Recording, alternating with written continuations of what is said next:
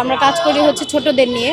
বিজয় দিবসটা কি সেই বিষয়ে আমরা ধারণা দেই। বিজয় দিবস উপলক্ষে আমরা সবসময় খুবই এক্সাইটেড থাকি।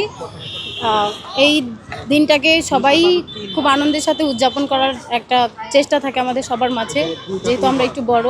আর আমরা কাজ করি হচ্ছে ছোটদের নিয়ে।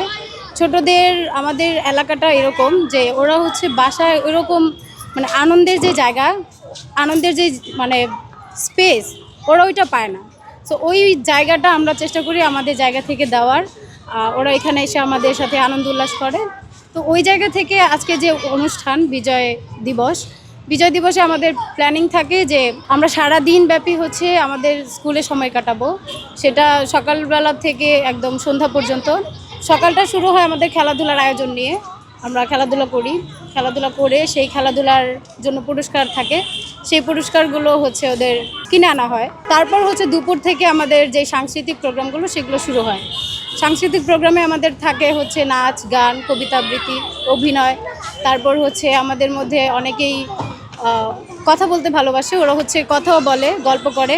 আমাদের কাছে অনেক ভাইয়াপুরা আসে, যেমন আজকে হচ্ছে এআইবির আর্ট ক্লাব থেকে ভাইয়াপুরা এসেছে আমাদেরকে সময় দেওয়ার জন্য, আমাদের সাথে সুন্দর মুহূর্ত কাটানোর জন্য। তো ওইখান থেকে ওই ভাইয়াদের সাথে আমাদের এনজয় হয়। আনন্দ উল্লাসের শেষে আমরা হচ্ছে বিদায় নিয়ে বাসায় চলে যাই। আমাদের উদ্যোগটা হচ্ছে আজকে আমাদের উদ্যোক্তার মেন হচ্ছে আমাদের কাঠ পেন্সিল পাঠশালা। আমরা কাঠ পেন্সিল পাঠশালা থেকে এটা আয়োজন করছি।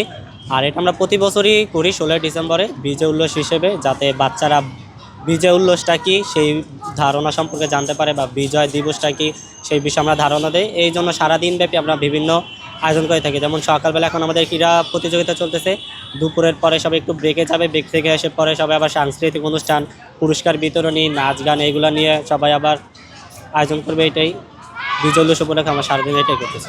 এটা হচ্ছে যে আমরা আগে এখানেই পড়তাম। আমরা এখান থেকে যখন এটা কিছু ভাইয়ারা পুরো ভার্সিটির তারা আমাদের থেকে আসার সময় দিত।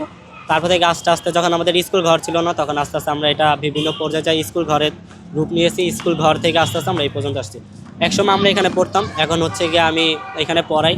আমি এখন হচ্ছে গিয়ে স্কুলের সাপোর্ট না থাকলে হয়তো আমিও পড়ালেখা করতে পারতাম, বাট স্কুলের সাপোর্টের কারণে আমি এখন অনার্স সেকেন্ড ইয়ারে পড়তেছি পলিটিক্যাল সায়েন্স দিয়ে আবু বকর গিফারি ইউনিভার্সিটি কলেজ থেকে। তো সেইখান থেকে আমার এই পর্যন্ত আসা। তো এইখান থেকে আমাদের এখন যেহেতু বাচ্চাও অনেক, তো সেখানে টিচার দরকার। সেই ক্ষেত্রে আমাদের বলা হয়েছে যে এখানে টিচারের দায়িত্ব পালন করতে। তো আমি একজন আছে সংগঠক, আর বাকি আমরা 3 জন আছি টিচার, যারা বিভিন্ন ক্লাস অনুযায়ী বাচ্চাদের ক্লাস নিয়ে থাকি। এই খেলাধুলার শেষে সবাই একটু বাসায় যাবে, বাসায় যা সেজে গুজে বা রেডি হয়ে আসবে। আসার পরে তারা হচ্ছে গিয়া প্রথমে আমাদের এখানে পতাকা আঁকা হবে। পতাকা সবাই বাচ্চারা মিলে সবাই পতাকা আঁকবে। পতাকার তারপরে জাতীয় সঙ্গীত পরিবেশন হবে। জাতীয় সঙ্গীতের পরে সাংস্কৃতিক অনুষ্ঠান হবে। সাংস্কৃতিক অনুষ্ঠানের পরে সবার বিভিন্ন ক্যাটাগরির অনুযায়ী পুরস্কার বিতরণী হবে।